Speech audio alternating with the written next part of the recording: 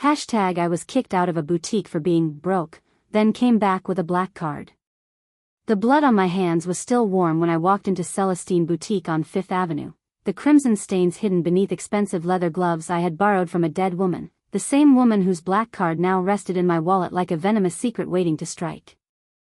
3 hours earlier, I had been Sarah Chen, a struggling graduate student wearing thrift store jeans and carrying a backpack held together with duct tape. Now I was someone else entirely, someone whose identity I had stolen from a corpse in Central Park, someone whose life I was about to inhabit in ways that would make the devil himself recoil in horror. The boutique smelled of vanilla and desperation, the kind of place where money talked and poverty screamed in silence, where women like me were expected to grovel at the feet of those who believed their worth was measured in zeros on bank statements. But today would be different. Today the predator would become the prey. Madison Winters stood behind the counter like a porcelain doll stuffed with sawdust and cruelty. Her blonde hair cascaded down her shoulders in waves that cost more than most people made in a month, her lips painted red as fresh blood, her eyes blue as a winter sky before a storm, those same eyes that had looked at me with disgust just yesterday when I had dared to touch a dress that cost more than my rent. She did not recognize me now, not with my hair dyed black and styled in an elegant chignon, not with the designer coat that had belonged to Victoria Harrington before I had pushed her off the Bow Bridge, not with the confidence that came from knowing I held her entire world in my blood-stained hands, but recognition would come soon enough, and with it would come the terror that I had been cultivating like a poisonous garden. The other customers moved through the store like sleepwalkers, their movements choreographed by wealth and privilege, their voices hushed in reverence for the temple of consumption they found themselves in. But none of them knew they were shopping in what would soon become a crime scene. None of them suspected that the elegant woman browsing the evening gowns had murder on her mind and vengeance in her heart. I selected items carefully, each piece a calculated insult to the memory of the woman I had been yesterday, the woman who had been humiliated and dismissed, the woman who had sworn revenge as she walked away with tears streaming down her face. That woman was dead now, as dead as Victoria Harrington, as dead as the innocence I had abandoned when I decided that some insults could only be answered with blood. Madison approached me with the kind of smile that never reached the eyes, her heels clicking against the marble floor like a countdown to disaster, her voice dripping with false sweetness as she asked if she could help me, the same voice that had told me yesterday that perhaps I would be more comfortable shopping somewhere more suited to my budget, somewhere that sold the kind of clothes that people like me could afford.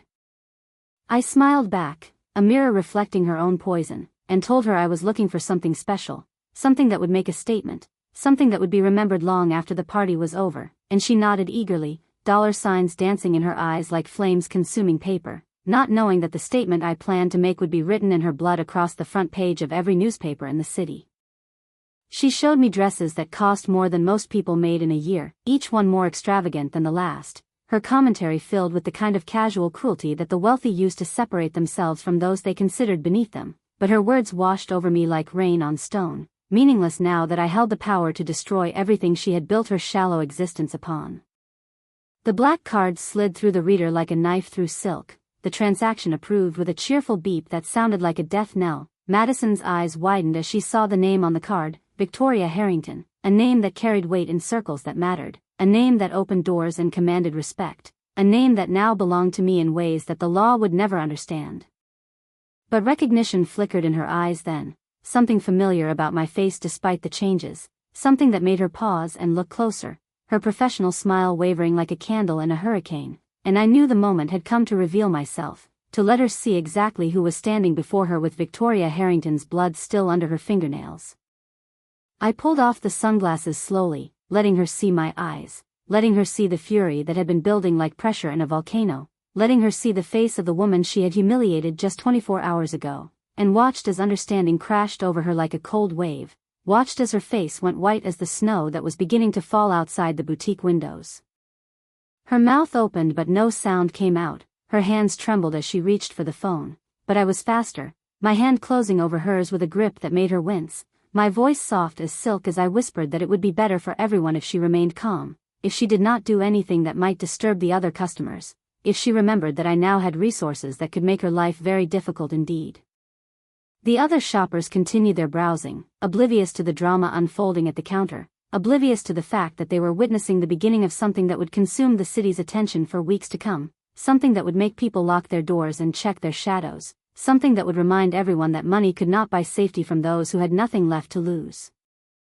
I leaned closer to Madison, close enough to smell her expensive perfume mingled with the scent of fear, close enough to see the pulse racing in her throat like a trapped bird, close enough to whisper the words that would haunt her dreams for whatever time she had left, the words that would explain exactly what was going to happen and why she deserved every moment of what was coming. The truth poured out of me like poison from a broken bottle, the story of Victoria Harrington and how she had come to die, how I had followed her from the boutique where she had been shopping just hours after my humiliation, how I had approached her on the bridge with a sob story about needing help, how easy it had been to push someone who trusted too quickly, how simple it had been to take her purse and her identity and her life. Madison's eyes grew wider with each word, her breathing became shallow and rapid, her body began to shake as she realized she was looking into the face of a killer, someone who had crossed a line that most people could not even imagine, someone who had tasted blood and found it sweet, someone who was far from finished with her work. But the killing had awakened something in me, something dark and hungry that had been sleeping in the depths of my soul, something that whispered that Madison's humiliation had been just the beginning, that there were others who needed to pay for their casual cruelty, that the world was full of people who deserved to die for the crime of believing themselves better than others. The boutique began to feel smaller, more intimate, as I described what I had planned for her, how her death would be different from Victoria's, more personal, more creative, something that would reflect the particular nature of her crimes against human dignity, something that would make her understand exactly how it felt to be treated as less than human. Other customers began to notice that something was wrong, their conversations grew quieter, their glances more frequent, their movements more hesitant as they sensed the tension radiating from the counter like heat from a fire, but none of them understood what they were witnessing, none of them knew they were watching the final moments of Madison Winters' life. I told her about the tools I had taken from Victoria's apartment, expensive kitchen knives that would cut through flesh like butter, surgical instruments that would allow for precision work, chemicals that would ensure she remained conscious for as long as possible, conscious enough to understand what was happening to her and why, conscious enough to beg for the mercy she had never shown others. The other employees began to gather, drawn by some instinct that told them their colleague was in danger, but they kept their distance, unsure of what they were seeing, unsure of whether they should call for help or simply wait for whatever was happening to resolve itself. Their indecision would cost them dearly when the time came for them to pay for their complicity in Madison's crimes. I pulled out my phone and showed Madison pictures of Victoria's body, the way it had looked after the fall, the way the ice had begun to form in her hair, the peaceful expression that suggested she had died without understanding what had happened to her, unlike Madison, who would die with full knowledge of her fate, who would have time to contemplate every cruel word she had ever spoken. The boutique security cameras were recording everything, but I no longer cared about evidence or consequences. The line between sanity and madness had been crossed the moment I pushed Victoria from the bridge, and now I existed in a realm where normal rules no longer applied, where justice was whatever I decided it should be, where the only law was the hunger that grew stronger with each passing moment. Madison tried to run then, her survival instincts finally overcoming her shock, but I was ready for her, my hand tangling in her expensive hair, my voice calm as I reminded her that we were not finished with our conversation, that there were still things she needed to understand before she could be allowed to leave, things about pain and humiliation and what it meant to be powerless. The other customers screamed and ran for the exits, their expensive handbags and shopping bags forgotten in their haste to escape, but the doors had been locked from the outside. I had made preparations while Madison was processing my transaction, preparations that would ensure we had all the privacy we needed for what was about to happen. The employees huddled together behind a rack of evening gowns, their phones in their hands, trying to call for help, but the signal was being jammed by equipment I had purchased with Victoria's credit cards, equipment that would give us hours of uninterrupted time together, hours for Madison to truly understand the consequences of her actions. I dragged her into the back room where the alterations were done, where there were fewer windows and more soundproofing, where the screaming would not carry to the street below, where I could work without interruption, where Madison Winters would pay for every moment of humiliation she had inflicted on others. The tools were already laid out on the cutting table, arranged with the same care that Madison used when displaying her precious merchandise, each instrument selected for a specific purpose, each one a step in the process that would transform her from predator to prey, from someone who inflicted pain to someone who received it. But as I raised the first knife, as Madison's screams began to fill the small room, as her blood began to paint the white walls red, I realized that killing her would not be enough, that the hunger inside me required more than just her death, that there were others who needed to pay, others who had treated people like objects to be discarded. The boutique became my laboratory, the place where I learned that killing was not just about ending life but about the power that came from holding someone's existence in your hands, about the rush that came from watching fear replace arrogance, about the satisfaction that came from making those who had never known powerlessness understand exactly what it felt like. By the time the police finally broke down the doors, Madison was no longer screaming, no longer breathing, no longer able to look down on anyone with those cold blue eyes. And I was no longer Sarah Chen, no longer the broken graduate student who had been humiliated and dismissed. I was something new, something that the world had created through its casual cruelty.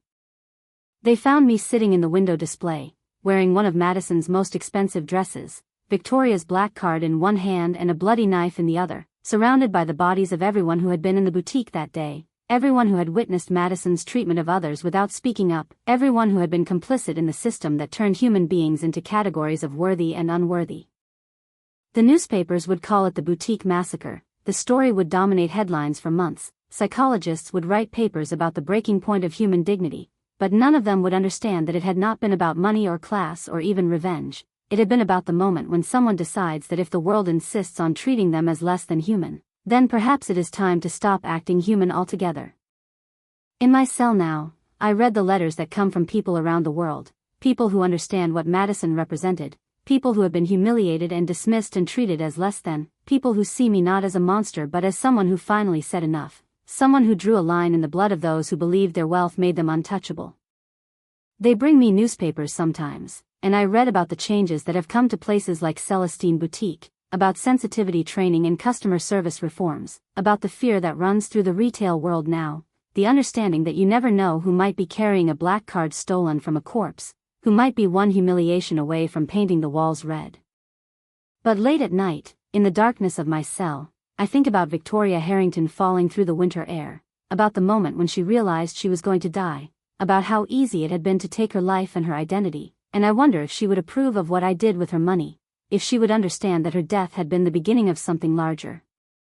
The hunger is still there, even behind these walls, even with the knowledge that I will never taste freedom again. It grows and whispers and reminds me that there are others like Madison still out there, still treating people as disposable, still believing that money makes them untouchable, still waiting for someone to teach them otherwise. Sometimes I dream about walking into another boutique, another temple to consumption and cruelty, with another black card in my hand and another dead woman's identity wrapped around me like armor, and I wake up smiling, knowing that somewhere out there, someone else who has been pushed too far is reading about what I did, learning from my example, understanding that sometimes the only way to be treated with dignity is to take it by force. The world created me through its casual cruelty, through its willingness to sort people into categories of worthy and unworthy, through its belief that money could excuse any behavior, any humiliation, any dehumanization, and now it must live with what it has made, must understand that every person dismissed and degraded and treated as less than human is potentially the next Sarah Chen. They say I am insane, that something broke in my mind when Madison humiliated me, but I know better. I know that what broke was not my sanity but my willingness to accept a world that treated people like objects, my willingness to smile and nod and pretend that casual cruelty was just the way things were, my willingness to be less than I was so that others could feel more than they deserved. Victoria Harrington's black card is evidence now, locked away in some police warehouse, but its power lives on in the memory of what it made possible, in the understanding that wealth can be taken as easily as it is given, that identity can be borrowed as simply as putting on someone else's clothes, that the distance between victim and victimizer is smaller than most people want to believe. The boutique stands empty now, a monument to the consequences of treating people as disposable, its windows boarded up, its elegant interior stained with memories that will never wash clean, and sometimes I imagine Madison's ghost wandering through those empty rooms, finally understanding what it feels like to be powerless, finally learning the lesson she was too arrogant to learn in life. But this is not the end of the story, this is just the beginning, because somewhere out there, in another boutique, in another temple to consumption and cruelty, someone else is being humiliated. Someone else is being treated as less than human, someone else is reaching their breaking point, and when they do, they will remember what I did, they will remember that sometimes the only way to be treated with dignity is to take it by force. The black card may be gone, but the hunger it awakened will never die, it will pass from person to person like a virus, spreading through the ranks of the dismissed and degraded, teaching them that they do not have to accept their place at the bottom of the hierarchy, that they have the power to climb to the top by stepping on the bodies of those who put them there.